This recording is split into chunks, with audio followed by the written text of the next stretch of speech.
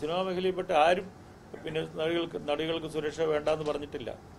അവരെല്ലാം തന്നെ ഇത് ഇങ്ങനെ ആക്രമണം നടന്നത് തെറ്റാണെന്ന് വിശ്വസിക്കുന്ന ആളുകളാണ് എല്ലാവരും. അതിനകത്ത് നമുക്കൊരു ആരെങ്കിലും മാറ്റി നിർത്തിയിട്ട് ഇവരെല്ലാം പറഞ്ഞു ഇങ്ങനെ അങ്ങനെ ചെയ്യാൻ പറ്റില്ല. എല്ലാവർക്കും ഒന്നടങ്കം എല്ലാവരും വിശ്വസിക്കുന്നുണ്ട് ഇത് വളരെ തെറ്റായ ഒരു സംഭവം നടന്നതെന്നുള്ളത്. സംശയമൊന്നുമില്ല.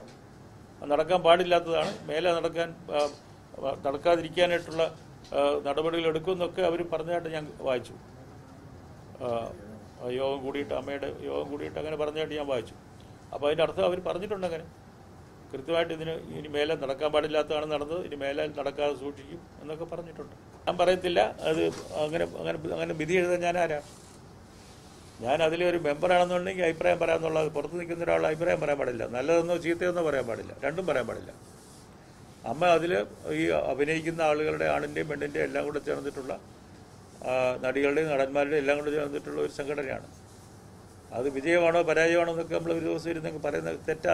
അങ്ങനെ ജഡ്ജ്മെൻറ്റ് നടത്താൻ പാടില്ല.